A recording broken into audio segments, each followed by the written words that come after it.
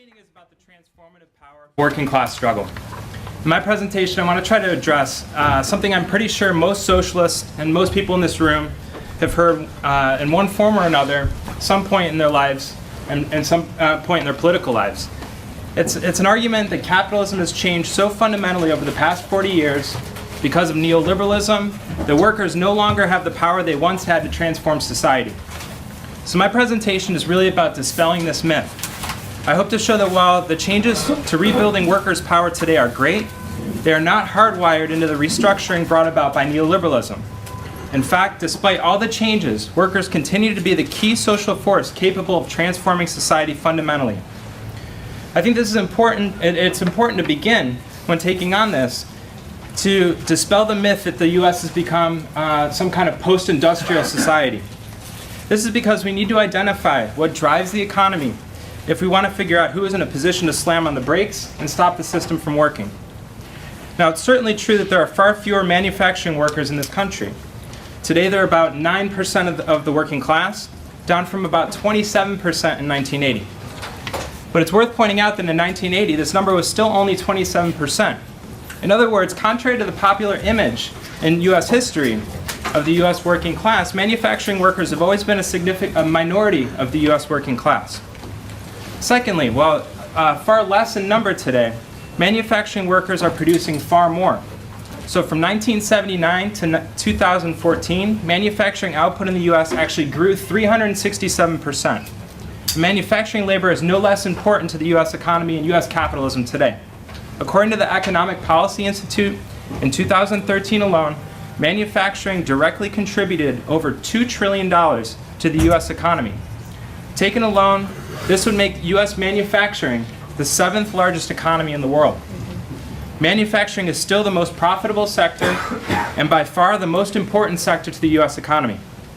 In other words, the 40-year neoliberal restructuring of the economy was not to get rid of production, not to get rid of manufacturing in the United States. It was to make production far more profitable by getting fewer workers to labor more and more productively while at the same time eroding their living standards.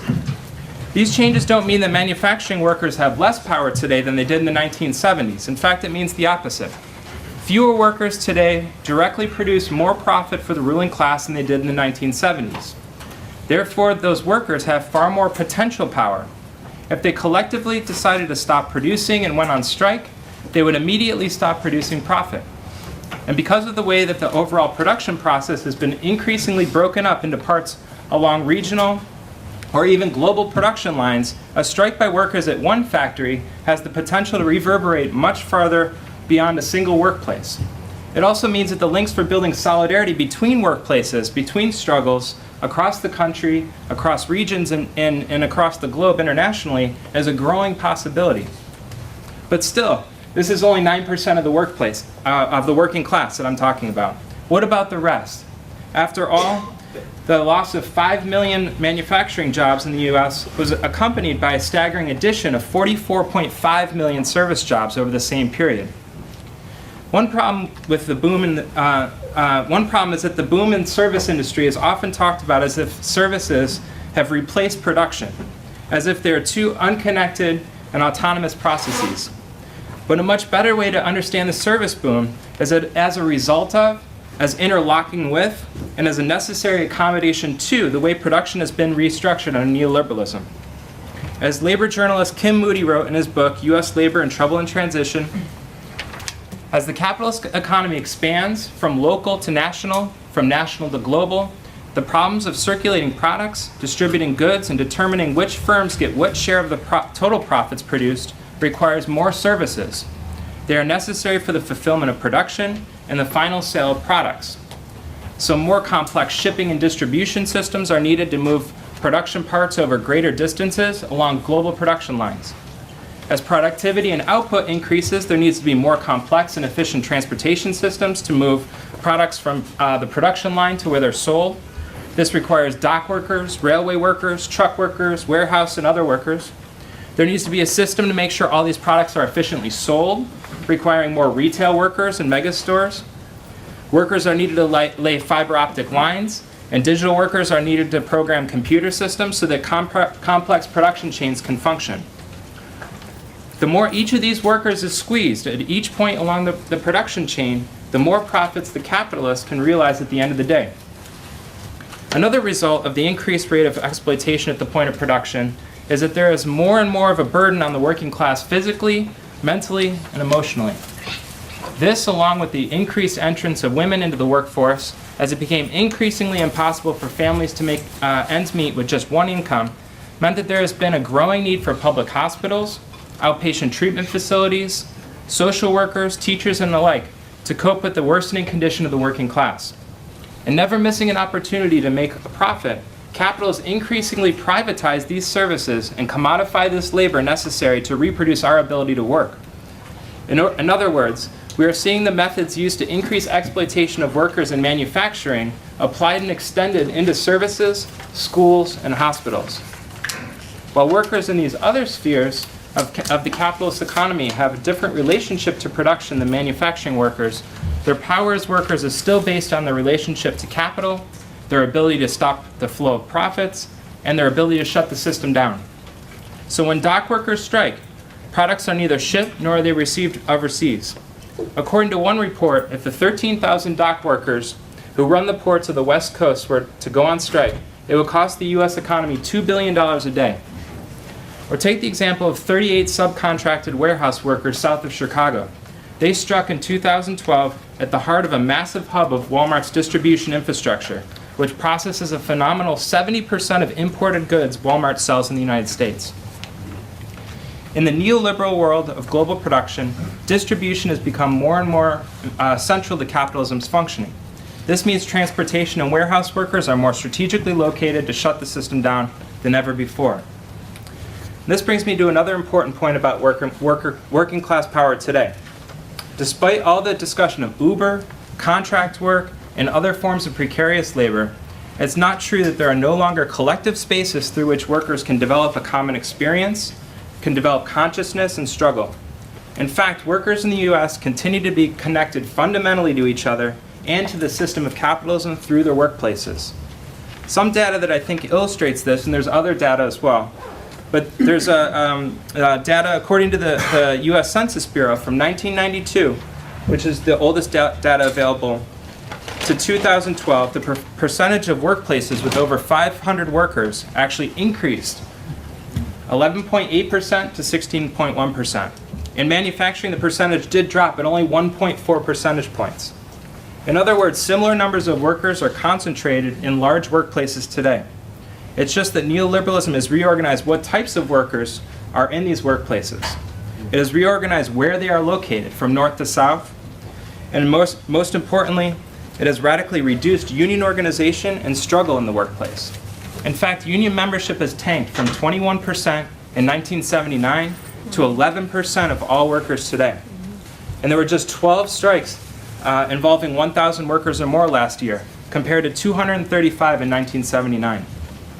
The contrast of these statistics, the relative stability of workplace size, and the dramatic decline of union organization and struggle suggests that workers have surely become disorganized and severely demoralized, but they have not lost their position to shut the system down. They have not lost their connection to each other or to the system of production, and they have not lost the objective potential to organize again. In other words, workers still collectively make the system work, so they can collectively shut it down. The final point I want to address before I start to wrap up is that workers are not just powerful because of their ability to take action and to defend their own interests. When a group of workers moves into action to fight for these more immediate demands, they also set into motion the possibility of knitting together a much broader social movement of the whole working class and the oppressed against injustice and the system altogether. This process is a unique feature of the working class. Because divisions within the working class are used by the ruling class to increase exploitation and oppression of everyone, the working class must directly challenge oppression in all of its manifestations and overcome those divisions if it wishes to carry out the most effective fight against its own exploitation.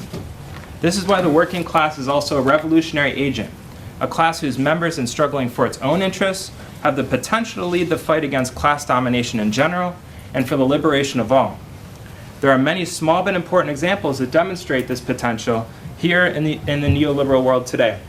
For example, there's the Chicago teachers' strike of 2012. They understood that their working conditions are directly linked to their students' learning conditions and their community's living conditions. In this way, the strike became a social and political struggle against racism, against the Democratic mayor, against austerity, and for social justice more broadly. This is a case where workers couldn't win without championing the needs and the demands of the oppressed. And in doing so, they are positioned to lead a much broader social movement that goes far beyond its own ranks. The dynamic of solidarity also moves in the other direction. That is, at a time when our rulers are attempting to solve the greatest economic crisis since the Great Depression on all of our backs, it isn't hard to see ourselves in striking Verizon workers who are struggling to try and hold on to a decent life for themselves and their families. This is why strikers reported having never experienced so much public support on the picket lines this time around. It's also how this solidarity could extend across borders, with Verizon call center workers in the Philippines who make just $2 a day, who organized a protest to stand with their brothers and sisters in the United States. This isn't just a moral stand. There's a material basis to this solidarity built on common interests.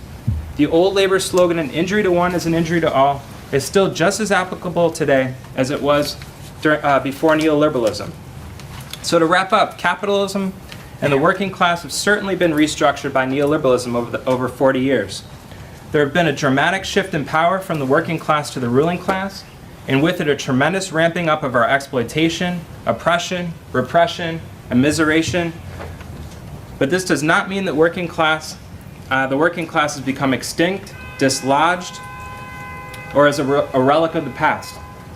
In fact, despite the very real challenges that face us today, I hope I've begun to show that the working class still retains its potential as gravedigger of capitalism in today's neoliberal world in this country and around the world. One of the problems with the widespread acceptance of the myth that the disappearing neoliberal working class is that it misses the very important challenges and questions facing us that are political. We need to rebuild a left that is clear about the potential power of the working class so we can rebuild the left-wing current within labor. We need socialists at the heart of this battle to fight for the politics of class struggle, democracy, and solidarity. There are no shortcuts or easy answers to accomplishing this. It will take many more working class struggles like the Verizon strike to help rebuild the combativity, confidence, and consciousness of our side.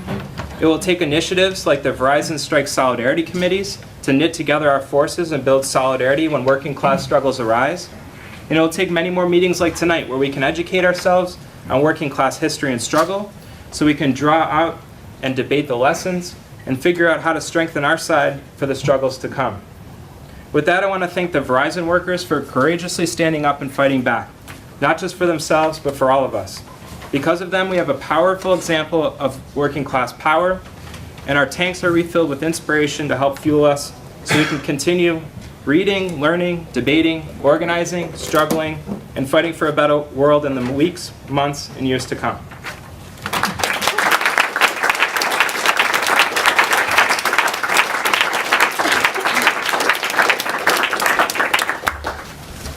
Hi, good evening. Well, from all the people who struck at Verizon, you're welcome.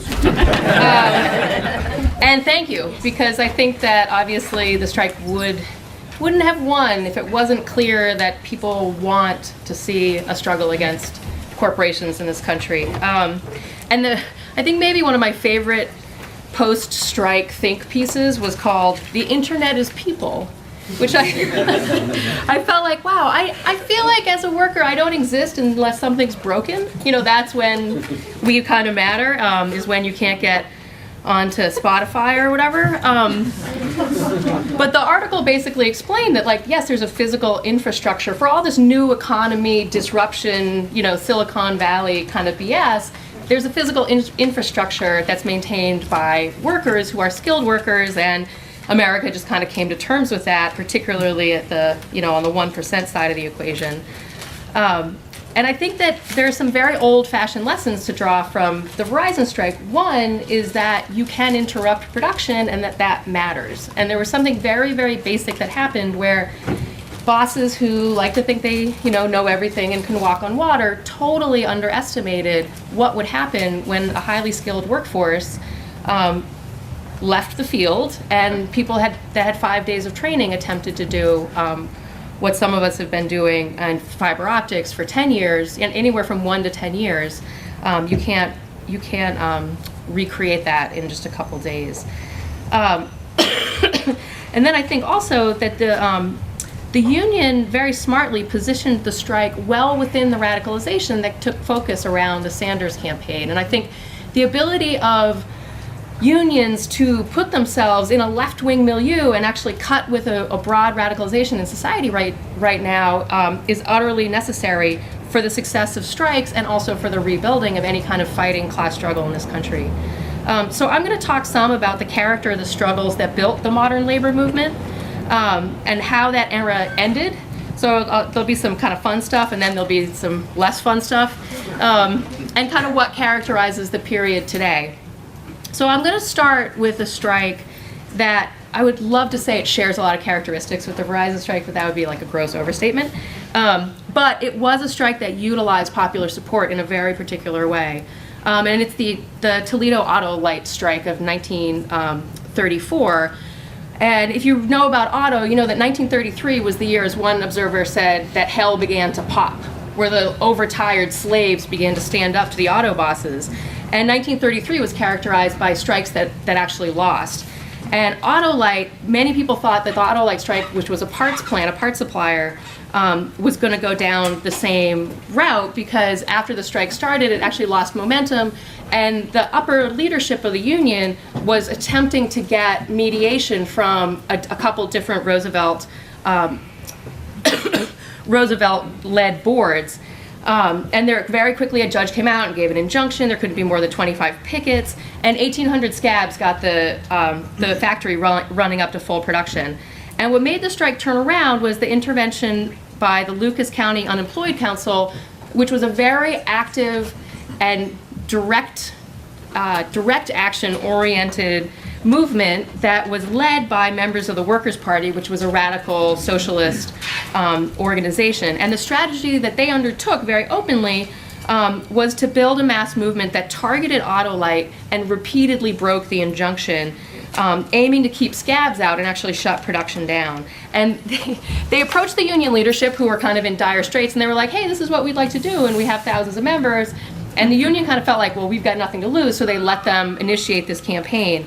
And so they wrote to the judge who wrote the injunction, and they said, His Honorable Judge Stewart, on Monday morning, May 7th, at the Autolite plant, the Lucas County Unemployed League, in protest of the injunction issued by your court, will deliberately and specifically violate the injunction enjoining us from sympathetically picketing peacefully in support of the Auto Workers Federal Union. We sincerely believe that this court intervention preventing us from picketing is an abrogation of our democratic rights, contrary to our constitutional liberties, and contravenes the spirit and letter of Section A of the NRA, which was in 1933 guaranteed the right to form unions. Further, we believe that the spirit and intent of this arbitrary injunction is another specific example of an organized movement to curtail the rights of all workers to unionize, strike, and picket effectively. Therefore, with full knowledge of the principles involved and the possible consequences, we openly and publicly violate the injunction which, in our opinion, is a suppressive and oppressive act against all workers. Sincerely yours, Lucas County Unemployed League Anti-Injunction Committee. So this direct confrontation strategy really re-energized the strikers, and it wasn't long before there were thousands of people breaking the injunction every day. And that kind of mass confrontation, it became the focus point of a class-wide fight in Toledo, which, Kyle kind of talked about the way that a fight around workplace issues can become a kind of social focus. And that was absolutely what was borne out in Toledo. And the kind of solidarity that was shown was really, really shocking to the capitalist press. And the local paper wrote, the point about Toledo was this, that it was nothing new to see organized unemployed appear in the streets, fight police, and raise hell in general. But usually they do this for their own ends, to protest against unemployment or relief conditions. At Toledo, they appeared on the picket lines to help striking employees win a strike, though you would have expected their interest would lie the other way. That is, in going in and getting the jobs the other men had laid down. And so, of course, the bosses in the press don't understand solidarity. So they can't quite puzzle out what maybe they see as charity, but basically don't understand at all. But it also came as a shock to the conservative leadership in the American Federation of Labor, the AFL, which at the time was the only national organization for unions and was dominated by the craft union mentality, which was more interested in job security for skilled workers than in class struggle. And they weren't interested in the class part, and they weren't interested in the struggle part. The AFL leadership under President William Green had attempted for weeks prior to the strike to keep the local waiting for talks with the mediation boards in the Roosevelt administration. When the temperature in the strike went up because of the Unemployed Council's participation, Green's response was to try to drive the radicals out of the coalition. He was unsuccessful because it was working. And the strike within a couple weeks turned into an all-out war as 900 National Guardsmen were brought in to protect the factory, and the streets were torn up as ammunition in the 6-day siege of the factory. And it was really like a military siege. The National Guard was defeated, and partially because people abandoned their post, the Guardsmen abandoned their post because they were repeatedly told to charge into large groups of unarmed picketers with their bayonets out. The Toledo Central Labor Council voted to call a general strike, although at the culmination of the mass movement against Autolite, at the major demonstration that happened, they managed to forget to say it. So they never called a general strike.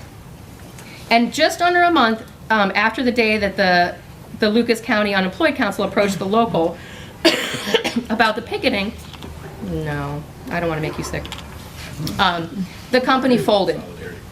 The union won all of its major demands, including union recognition and the barring of any company unions in the shop. And this was something clever that the company would do, is they say, yeah, we recognize your union, but we also recognize his union, we recognize his union, we recognize that union. So the union members went on to organize 19 other factories before the end of 1934, and by the end of 1935, they had breached the walls of General Motors, setting the stage for the great wave of sit-downs in 1937. So that was a really great walk down memory lane, but I want to draw out a couple of things that still bear out, even from the high points, as challenges through even today. Throughout the history of labor, and this is not something that's specific to the U.S., there have been competing poles of confrontational and conciliatory strategies. And I think confrontation is inherent in capitalism because of the pressure people are under. And in early, less regulated forms of capitalism, the character of that confrontation could be very, very explosive. And American history is full of these kind of, we ripped up 200 miles of railroad tracks and set fire to everything in the town kind of strikes, which sometimes they won and sometimes they didn't. And there's many great books on those. But conciliation is born out of the growth of a layer of leadership negotiating on behalf of labor, who become increasingly entrenched as a middle agent between the two forces. While they can be pushed onto the offensive, they are dominated by an acceptance of the status quo under capitalism. And this was absolutely true in the 1930s too.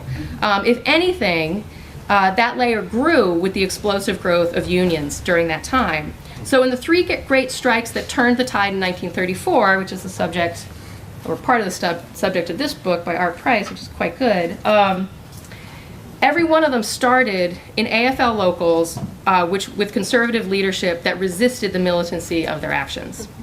And as the 30s progressed, from desperate riots in 29 and 30, with very local organizing, into more concerted and effective national organizing, it became clear that the union movement was being reborn.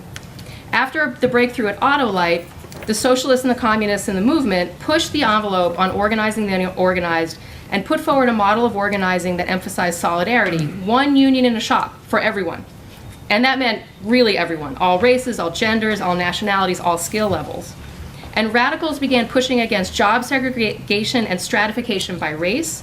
And for many black and immigrant workers, they experienced for the first time white and native-born workers who would stand up for them and with them against racism at work and in the streets. Okay. A section of the leadership saw the writing on the wall and formalized the CIO, first the Committee of Industrial Organizations and then the Congress of Industrial Organizations, to contain the movement.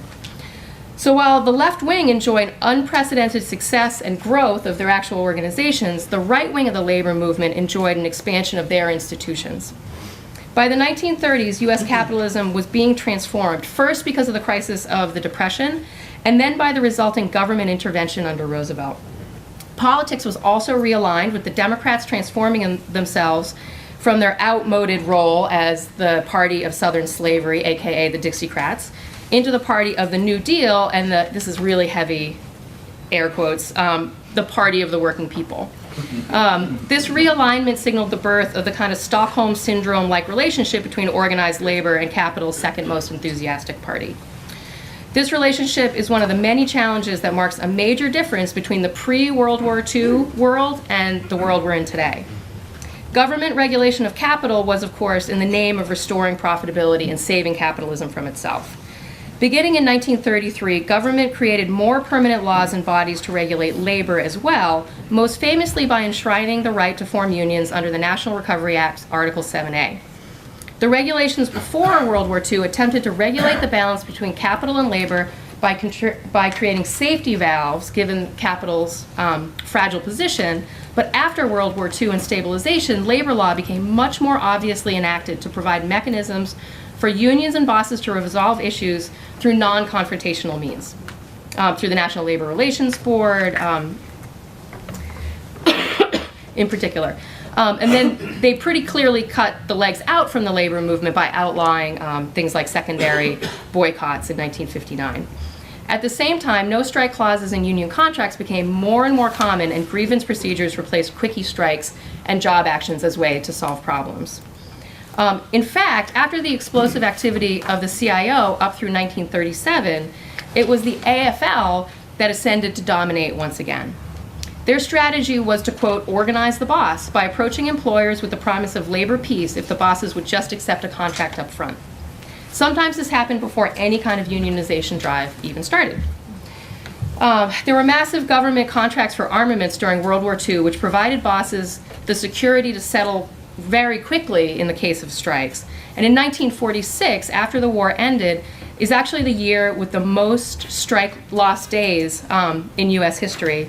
I'm going to read a short description of the dynamic, which I think is very useful and sets the stage for the next several decades. I can find it. The strike wave of 1946, which brought 4.5 million workers to the picket line and caused 116 million man-days of idleness, 4 times as much as in 1937, provoked little more than a bellowing of rhetoric from industrial barons. There were nationwide stoppages in auto, steel, coal, electric, petroleum, maritime, railroad, and packing house industries, as well as general strikes in 7 cities. But everyone knew in advance that there would be no trouble. Why should there have been? Under a favorable tax law pushed through Congress to cushion conversion by businesses to peacetime production, the corporations could keep their plants closed and earn large tax rebates.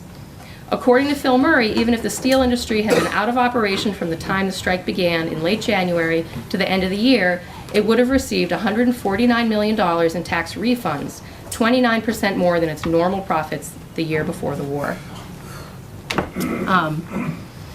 So the stabilization of capitalism and the rapid rise of the U.S. to superpower status internationally created massive profits for the U.S. bosses who were willing to pay for labor peace. Now, if it had only been these objective changes, it would be easier to imagine a rebirth of a radical labor movement. But in fact, the militancy of the late 60s and early 70s in core industries showed that in some ways that potential never left. But something else changed in the 30s and 40s, and that was the total abandonment of the leading left party, which was the American Communist Party, of any radical strategy. The inheritor of the legacy of the Russian Revolution, which internationally raised people's expectations for worldwide revolution and also encouraged people to get things like unions, they had been Stalinized since the 20s. However, through the 30s, still provided some coherence to the movement and some much-needed focus to the special role of anti-black racism in paralyzing the working class. Their premier status within the working class made them the pole of attraction for talented young organizers. There are some exceptions to this, like the Minneapolis strike in 1934 was led by the Trotskyists. Autolite was led by the Workers' Party, which was the mustiest group. However, they liquidated any revolutionary politics in the interest of supporting Stalin's foreign policy. While they didn't formally endorse Roosevelt, they talked constantly about the fascist threat of Republican Al Landon and stopped challenging the conservative approach of the CIO and AFL leadership. Do I have 15? I have 15? Okay. I'm getting there. I'm going to read a quick quote. Oh, you know what? I'll skip it so we can get through this. They supported the no strike pledge during World War II and even argued for its continuation after the war. They lost waves of members and credibility as they did successive about-faces, and in 1936, the Great Purge, which discredited the party for many, many people. They sat silent while Operation Dixie went down into, people don't even know what that is. It was the attempt to organize the South, which would have been a landmark accomplishment for U.S. labor, and we would be living in a very, very different world right now. The CP initially supported the McCarthyite witch hunts because originally they went after Trotskyists, so that's principles. And this laid the basis for the ascent and entrenchment of what's called business unionism. And business unionism really took to heart the slogan of the late 40s and 50s that GM put out, which was, what's good for GM is good for America. And this idea that labor and capital and government could all cooperate, set prices, set wages, and it could all kind of be shared out, and everyone would kind of get what they need, or at least what the bosses thought that they deserved. And there was a tremendous trade that went on between control at the shop floor level and compensation. And so the bosses wanted to keep production going. The US was #1 producer of cars internationally, #1 producer of steel. To keep that #1 position, they would do a lot to keep the shops open. And the labor movement was thoroughly depoliticized during this time. Obviously, refusing to organize the South meant not taking on the Dixiecrats, which the Democratic Party still had a large base in the South. And the strategy was to grow the union membership and to grow compensation. And you notice from this period in places like Europe, there's the construction of widespread welfare states, and we don't have that in the US. Instead, each union built its fiefdom industry by industry where your compensation is linked to your job. And to this day, that chains people to their jobs. I mean, people in this room, I know, have the job that they have because of the benefits, not because of the compensation, and definitely not because it's their passion. Like, let's not even pretend. And that I think is one of the major failures of that period, and is a reflection of this truly bankrupt strategy that ignores the importance of political confrontation outside of the workplace as part of class struggle.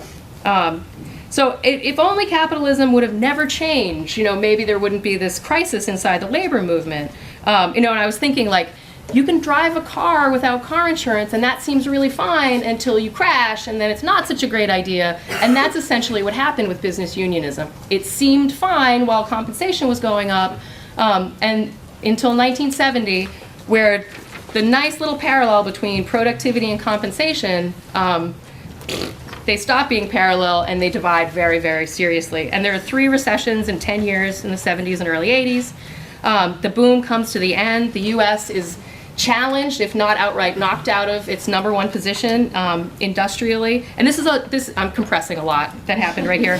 And a lot of this is what Kyle talked about the rise of neoliberalism, where the government actually stepped back out of the productive realm and let capitalism have more freedom and saw its role more to facilitate the accumulation of profit as opposed to producing steel, for example. Also, the loss of the war in Vietnam, all of these things really weighed on the U.S. And so the U.S. entered a period of restructuring and was called, not just by us, but by many people, the Bosses' Offensive, where they sought to reorganize capitalism and restore profitability by speeding up and disorganizing the working class. And the United States working class entered this period politically disarmed. We had abandoned the tradition of confrontation, and the 80s strategy was largely these drawn-out strikes to outlast the boss, which can be quite difficult given how well-resourced a lot of the bosses are. And the symbol of this period is obviously PATCO. And that was the death knell. Even though the Bosses' Offensive starts a little bit before that under Carter, Reagan firing federal employees issued an open season on unionized workers nationally.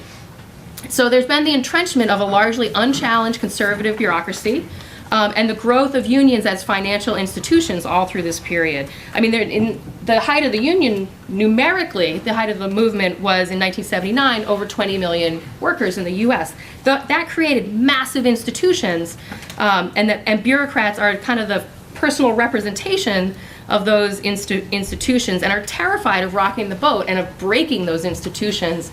And one of the legacies, if you talk to CWA members about 89, we held the line in 89, that's like the high point for us.